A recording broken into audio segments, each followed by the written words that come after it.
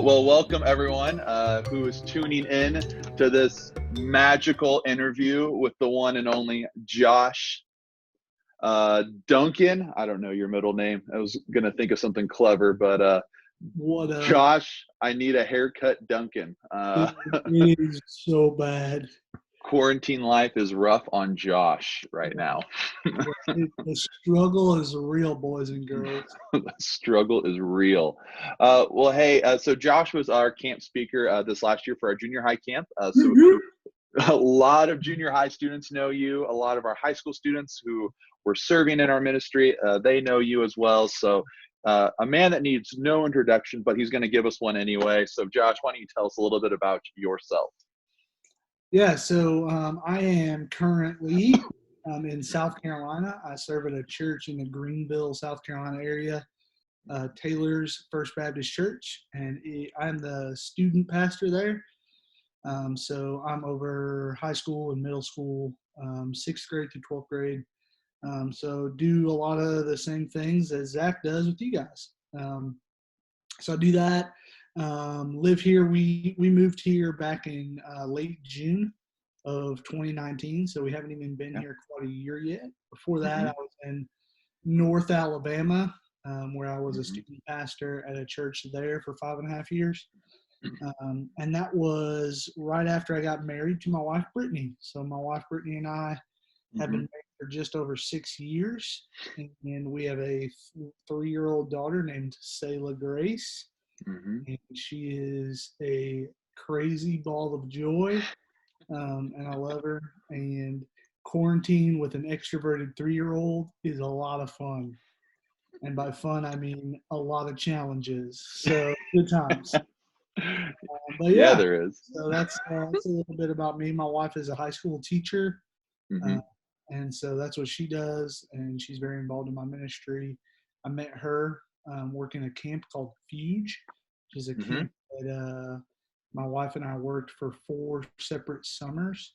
And we met in 2012, working together and serving the Lord. And I said, your mama let you date, and it was over. You know what I'm saying? That was your line. Does your mama let you date? That was, you think I'm joking, but that was actually what I said to her. I know that you're serious. Like, I know you're serious. You don't have to say, you think I'm joking. No. I believe you 100%. That is just who you are.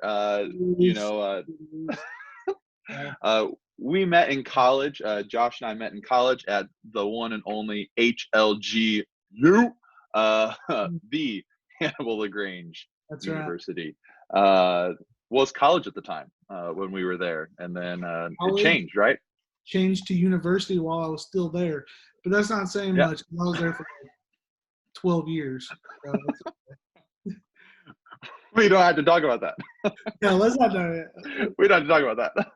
We just get kind of move on from that. But hey, we met there at college. Do you have any because I think I was a freshman when you were maybe a sophomore or junior. Is that correct?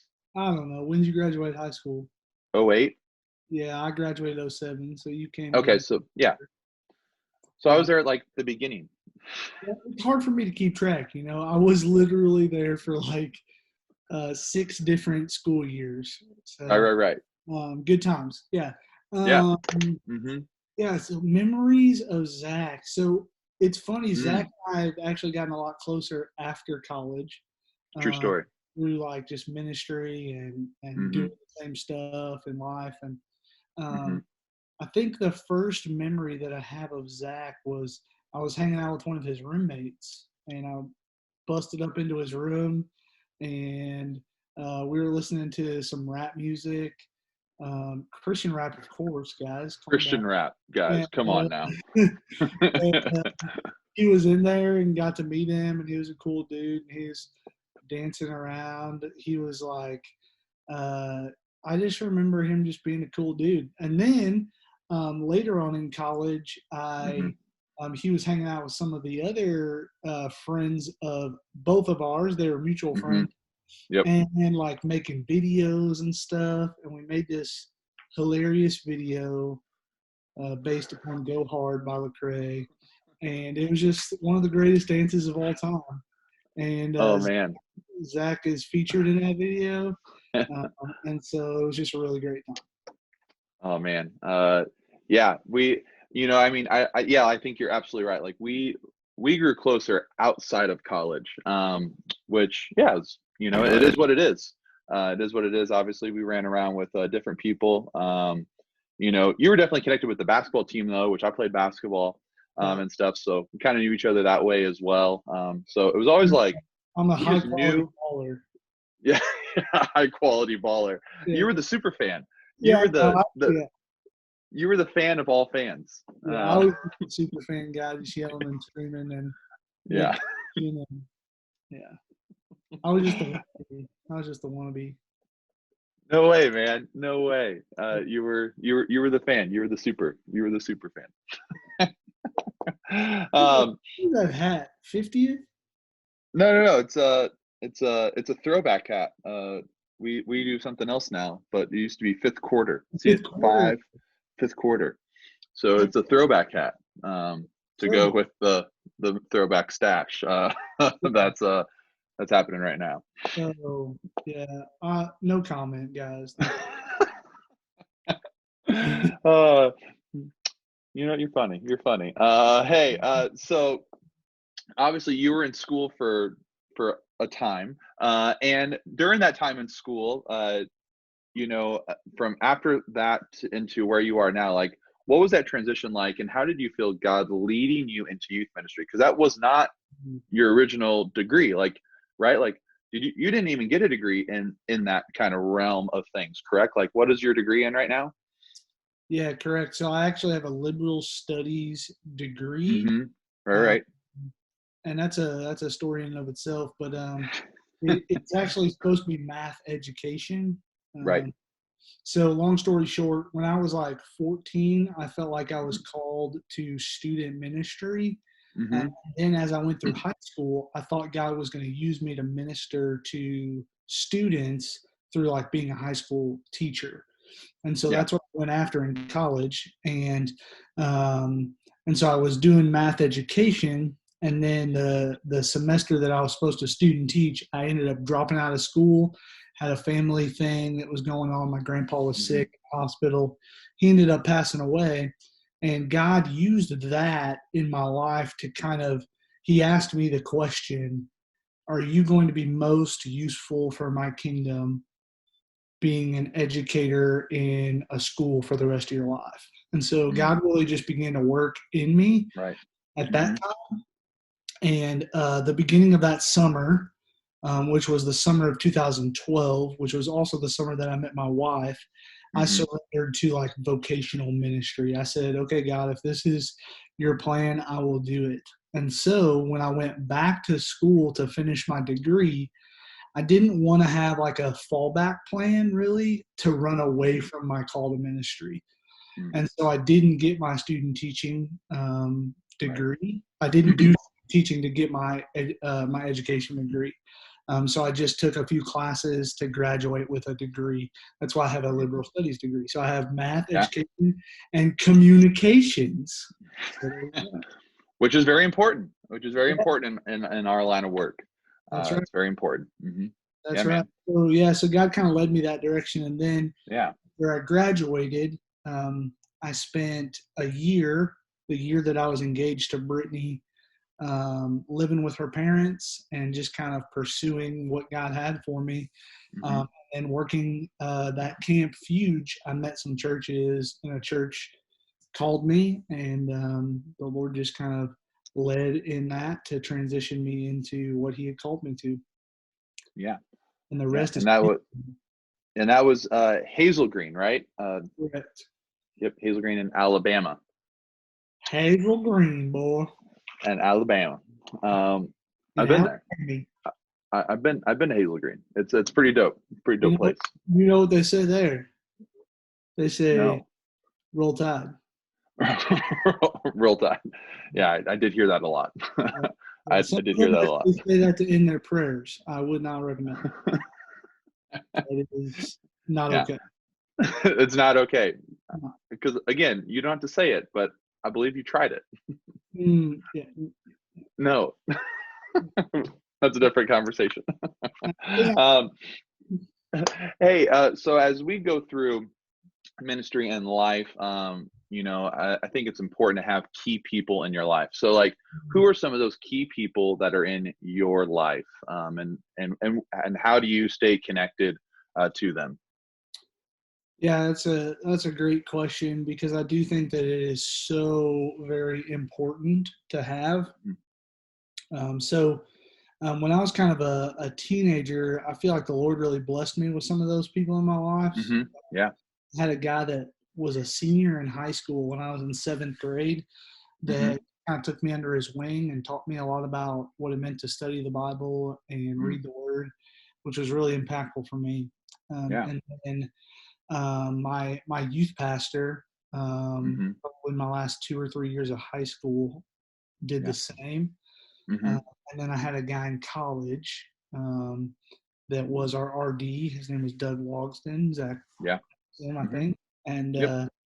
he really mentored me and discipled me and stuff. And so now what I have is more people that like check in on me, and I have some ministry mentors. So people that Mm-hmm. are farther along in ministry as far as Yeah. like what I am doing, things Mm-hmm. that have been in church life longer than me that I go to. Yeah. The main person that I do that with is actually Brittany's dad. So my Mm-hmm. father-in-law, Right. he was a pastor for about 25 years, Mm-hmm. and he is now currently working for the Georgia Baptist Mission Board, Mm-hmm. uh, and he's kind of like over church strengthening or whatever. But he just has a lot of ministry experience, and so Yeah. I often connect with him to Mm-hmm. kind of wade through ministry as far as strategies, as far as like emotionally and Mm-hmm. spiritually, things like that. And then it's just really great, like here in our church here, when you go to a new place, it's a little bit harder to find Right. that community and Mm-hmm. stuff. So God's really been blessing us with friends and people that we're able to build relationships with right now. Mm. But I just really believe in like being authentic and being transparent with people in your Mm-hmm. life. And so I Mm-hmm. just try and be the same. I think that I don't know if you feel this, Zach, but ministers at times they can get put into a bubble of Yeah. life. Mm-hmm. Like you Yep. cannot really share what you're feeling Mm-hmm. because you're like the minister. And I try Right. and not be that way. I try and like just be myself wherever I am with whoever Mm-hmm. I'm with, and just be a real guy. Yeah. And I think that that's even applicable to to your students. Like Mm-hmm. um, Yep. just be real, just be you. Like just Mm-hmm. bring your unfiltered like stuff um, to trusted people, but they need to be like trusted people. You need to have a trusted Right. circle of faithful friends that are going to point you to Jesus, and that's the biggest key is like people that are going to point you to Jesus. Those are the people Mm-hmm. that can be open, authentic, transparent with. And so that's what God has kind of used in my life to Yeah. sharpen me and transform me and sanctify me. And so I would encourage all you guys to do that. Yeah. Dude, love that. That's so good. That's so good. So along those same lines of finding people to kind of check in with you and kind of just help you along in your ministry, what are some ways that you stay spiritually fresh to Mm, death? TD, fresh to death, Fresh to boo. death, dude. Yeah, so I always have fresh threads. So Yeah, you do. wash So your hands, you sinners. I think it's probably backwards, but I don't care. Cool Carl, cool you. Carl. We love cool Carl. Yeah, Yeah, he's cool right there. Carl. Yeah, I always see it. looking over, Um, always watching. Cool Carl, 2020. Yep. So how do I say spiritually fresh? So I'm a music lover. Yeah. So I will often, um, when I'm driving, I will often just listen to worship music or Mm-hmm. new worship music that's out because I want to be up to date on stuff. But God really uses that to just refreshing my soul a lot of times. Yeah. I think that oftentimes when we think about time with God, we Mm-hmm. get stuck in a box of like Yeah. prayer, or I have Mm-hmm. to read for this amount of time for it to be a quiet time, like Yeah. whatever. And what God's really taught me is that He is really not after quantity, but He Mm-hmm. is after quality. And Yep. what I mean by that is like He wants your undivided attention. Like if He has Mm-hmm. your undivided attention for 10 minutes, but He has your distracted attention for an hour, I promise you, he'd rather have your 10 minutes of undivided. Yeah. That is focused in on him, and if he has something for you today, which he does, Mm-hmm. um, and so like that happens through songs for me. That happens through getting into the Word for me, and I just have to protect the time in Mm-hmm. a way where I am undistracted. So Yeah. not using my phone, but using the actual Word. I also I like to listen to podcasts, Mm-hmm. Yeah. free podcasts or leadership podcasts or things like Mm-hmm. that. And those are things that God uses to kind of sharpen me and keep me fresh as well. So just what I'm bringing in, like what I'm Mm-hmm. listening to and what I'm bringing in, if Mm-hmm. that is like pouring into me and causing me to be sharpened or whatever, that's going to keep me Yeah. fresh. So that's what I like to do. Absolutely, man. Love that. Love that. What's like that jam right now? What's that worship song that like just moves your soul? Mm, What's that favorite jam right now?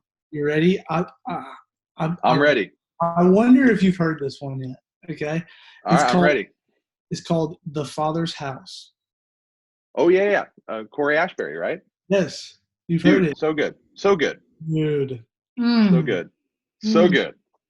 Yes, yes. Failure's never final when the Father's in the room. Man, Mm, that is a fire line. That fire line. yes. I Mm, would encourage the acoustic version and not the studio version. The acoustic okay. version, it just is more jammy, and I just Mm-hmm. like it. So the Father's House, Corey Asbury, same guy that did Reckless Love. Uh, Mm-hmm. Definitely my go-to worship jam Okay. right this minute. Yeah, it's that first one you put on that playlist, and then you let it shuffle afterwards. But it's always that first one. I Mhm. got you. I got you. Mm, Yeah, love that. I put together a worship playlist for our student ministry, Yeah, I saw that. TSM Worship, um, Mm-hmm. on Spotify and Apple Music by Josh Duncan or Cameron Burrows. Feel free to just go check it out. It's what we like to listen to. Yeah, If man. you're looking for a solid worship playlist, Mm-hmm. go hit it up. You know what I'm You're saying? so trendy. You're so trendy. Dude, I'm not the one with the stash, bro. I'm This not isn't the one trendy. to bring back the 70s, 80s stash, bro. This is like I have a CD that you can listen to with some worship tracks. Ooh, yeah. I have a cassette tape. Do you want to rewind it with a Yeah, pencil? yeah. Come on, get your Walkman. They don't You even guys know. don't even know what Walkman probably is. They don't even know what the crap we're talking about, bro. No, they don't. I'm Hey, did kidding. you ever have one of those Home Alone guys? The talk the I don't know. It's like a cassette tape, but like you recorded on it. The thing he does in Home Alone. I Yeah, didn't in the have one, movie, but I always thought that was the coolest thing ever. coolest thing ever, coolest thing ever. But now you can record on your phone because Macaulay that's Culkin. life now. Macaulay Culkin. That's hey, Macaulay- so you spoke at camp last year. Oh, dude, yes. Gosh, our theme was Christmas in July, Yes. which, by the way, here tomorrow it's supposed to snow between 3 to 6 inches. So Christmas in April. So not only are we quarantined, but we also can't go outside because of the snow. Or maybe you want to go outside because of the snow. I don't know. It's just weird. But can you tell me what that experience was like, and kind of just impressions you had of our group, which is always just fun to hear, kind of an outsider's perspective of who we are. So, first of all, let me just say I won't tell you that it's supposed to be 75 and sunny here tomorrow. So, thank you for not telling us that. Well, you're welcome. Yeah, I appreciate that. Yeah, it's gonna be so uncomfortably comfortable outside. Yeah, I hate that. I walk outside, and tan my new bald head that I'm going to show Yeah, you will. Sorry. Anyway, so camp. And I just had such a great time at your camp. It was awesome. Man, just seeing one thing that really, really struck me was just seeing the way that your students interacted with one another. That everybody felt very connected. I don't know, like being inside of a student ministry like you guys are, you don't often get to see how unique things are about your group. And so I just want to tell you that is a unique aspect of your group. That's one of my biggest struggles right now here in South Carolina is breeding unity amongst our group, because there's just like little pockets of like these 2 or 3 people are friends, but there's not a lot of cross unity. And I saw that very much playing out in your guys's group. And so that was definitely like a bright spot. You guys definitely know how to have fun together. Yeah. I think that Zach is insane with some of the games that he plays. I'm not going to undermine his authority or anything. I mean, I think that he is a great youth pastor. I think that maybe maybe American Eagle just isn't the best game to play. I don't like it either. I don't like it. I despise this game. I despise it. And everyone knows I despise it. But here's the deal. Kids love it. They want to keep playing it. It's like, but guys, like we literally just have someone like, break their knee, fingers all broken up here. I mean, teeth falling out. But hey, let's keep playing this game. That's what I deal with. I'll never forget the American Eagle experience for as long as I live. I will never forget that. So that stood out. That was fun. Yeah, that was good. Yeah, that's good. You guys had lots of good fun together. The wake up stuff. What do you call that? Cabin cleanups, man. Wasn't that fun? Cabin cleanups. That was fun and terrifying and every day, all at the same time. Every day. Yeah, it's so scary. Terrifying. Yeah. So good stuff. And I would say that the last like really, really solid thing that I saw was just like how plugged in and servant hearted the senior high was with the junior high. Like that was something that was like I was just really like blown away by how many high schoolers you had serving at your middle school junior high camp. I just thought that was so awesome. I think that they don't even understand the level of training that they're getting for like ministry life. Regardless of whether they go into vocational, like church work ministry or not, like just like being able to have conversations around Jesus. It's just really great. And so I would just encourage you guys with that. If you're a junior hire, take advantage of those high schoolers right now and just how they're pouring into you, and then pay that back when you become a high schooler and serve and serve well. And then high schoolers, keep doing that. Keep seeing how the Lord wants to use you through the different opportunities that Zach's given you to serve in junior high. Yeah, man, love that. Love that, dude. That's so fun. Yeah, man. I think you you definitely have shared. Man, so good. Love that, man. I really appreciate your thoughts and your feedback there and your encouragement. yeah, that's what we want to do. We want to involve our high school students and bring them in and put them in positions where they can lead and they can lead well.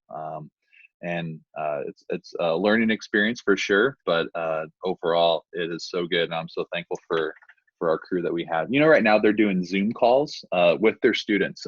They're leading the charge on these Zoom calls, and it is hilarious, and it is so just inspiring and just really cool. So I love it. That's awesome. That's awesome Yeah. because I've tried to hop on a Zoom call with some sixth graders and some Oh seventh man. graders, and it is like herding cats. It's Yeah, that's insane, bro. They're like, insanity is they don't know correct. if their microphone's on or off. They don't care if it's on or off. They're like, "Yeah, mom, the meatloaf." It's just like, what is it? Like, here's the cat. Yeah, it's like, we gotta talk about Jesus. What are you doing? Yeah, man. They're like they do the screen sharing. They're on there screen sharing all the time and stuff. And oh man, I rolled into one last night, and it was someone was rickrolling everybody. So that was going on. So I tuned in. Like, what is happening? What is happening here, guys? So yeah, man. Well, hey, you know, is there a specific thing that sticks out at you other than American Eagle or anything like that? I mean, remember, like we had Snake Day where they had live snakes for us to hold at camp. Remember that? Oh, I think you froze. I'm not frozen. Oh, you're not frozen. You do remember that because you're scarred. I'm starved. Do you remember that? Literally the most terrifying thing I've ever experienced in my life. Why would you bring live poisonous snakes? Hold on. They were poisonous. Hold on. As parents are watching this, they're gonna go, "You allowed poisonous snakes?" No, hold on. They were pythons. Okay, they were ball pythons. They were quite large, but oh gosh, having to hold one. I was waiting for you to get in the pool with me and hold one. But you were like running. You were out so fast. Peace. Yeah, you pieced. Yeah, you deuced out so fast. Yeah, I don't do that. I mean, I don't do spiders.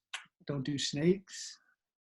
Just not my kind of thing, especially poisonous snakes. They weren't poisonous. uh, well, hey, during this quarantine thing, what has been like your go-to snack? Like you got a snack that's like, I Mm, have this always in the fridge. Like I'm telling my wife, hey, when you go to the supermarket, I need you to grab this. What is that snack? First things first, my wife does not go to. Well, first of all, okay, first things first. We don't call it a supermarket. We call it a grocery store. Okay. Okay, Two, okay, pal. my wife doesn't go there. I go there because I'm the one that goes off into the COVID-19 pool of germs. And Okay, yeah. I get so, that. I get that. yes. So what do we have to have? Okay, so don't make fun of me, all right? But I really like the sun-dried tomato basil wheat thins. Just it's specific. Hey, Sun-dried tomato, wheat thins. Okay. Hey, that's sun-dried okay. tomato Everyone's got to have their snack. basil wheat thins. It tastes like pizza on a wheat thin. I'm telling you, Okay. it Without is having to warm it up. I get that. delicious. So I love that. Delicious. That's my salty snack. Okay. And then, I keep the Klondike bars in the freezer. Mint Always. chip is the fave. Um, Mm. and Mint then chocolate chip. I know that all my friends out there remember how much I love Yoo-Hoo. Yeah, you do. You Uh, love that yoo-hoo. Yoo-Hoo in a glass bottle, boys and girls. Mm. In a glass bottle. You don't Not, like that juice box life. no, Glass don't bottle. box. Definitely don't need the can because then it tastes metally. No, you need it in the glass bottle. And you don't need to steal people's Yoo-Hoos either. No stealing yoo-hoos. That's right. That's right. No stealing Yoo-Hoos, or the Megachurch will come after you. I know some of you guys are going to get that joke. Oh yeah, they're gonna get that. I like that. I like that. I had to throw in a couple of those jokes from camp. What's another one? Yeah, man. What was that kid's name? Toby? Oh yeah, purple drank. Yep. Purple Drank. Yep. Yeah, man. And Toby and his purple drank. Yep. Toby, Yep. say purple. Absolutely. Purple. Say drink. Drank. Say purple drink. Purple drank. Oh man, that's good. I like that. That's good life. That's good. What a guy. What a guy. Well, hey, any other wisdom that you would like to share with students who are watching this? Last minute wisdom. Last minute wisdom with Dunk. Yeah. So I would say two things. Number one, keep perspective. And what I mean by that is it's very easy, and we know this in life in general. Okay, this is something that applies to life in general, not just pandemic coronavirus. Okay, but keep perspective. Like in the moment is so fleeting, like, and that goes for like pleasures, that goes for sin struggles and different things that we would do there, but that also goes for like emotions like depression, anxiety, like those things are they're real. They can be like medical issues, but there is a big difference between like being sad because of a circumstance or being worrisome because of a circumstance and having like clinical anxiety, clinical depression.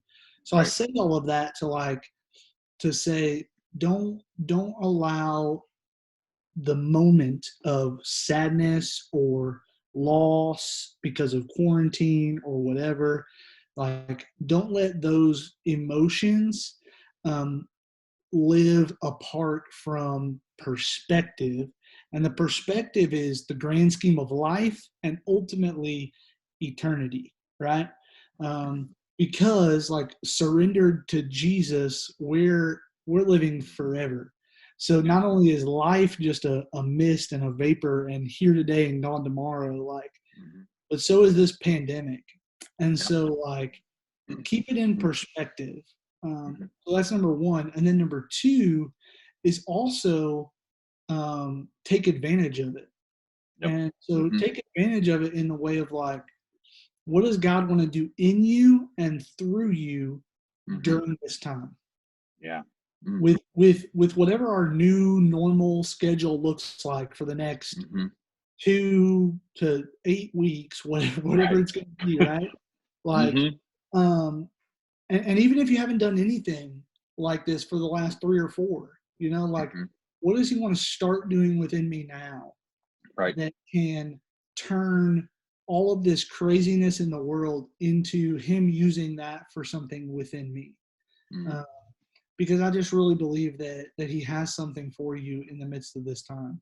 I see God constantly refining me over the last few weeks, whether it's just patience with my kid and patience being a husband, or like just thinking about ministry and my job differently. And what does He want to cause me to just take a step back from all of the routines of life and just think about like what's important. What does He want from me? What does He want out of my life? So that's what I would say is to keep perspective and to take advantage of what God wants to do in and through you during this time. Dude, it's so good. Love that, man. Well, hey, I really appreciate you taking some time out of your busy schedule to chat with me today. Hopefully our students will enjoy this as much as I have, just kind of reminiscing with you. And yeah, man, I love you sharing your wisdom. Really appreciate it. So yeah, man, let's end this sucker and call it good. So awesome. So all right, peace out. Love you guys. Take care, and thanks a lot, Duncan. All right, see you, bro. Yep. Bye.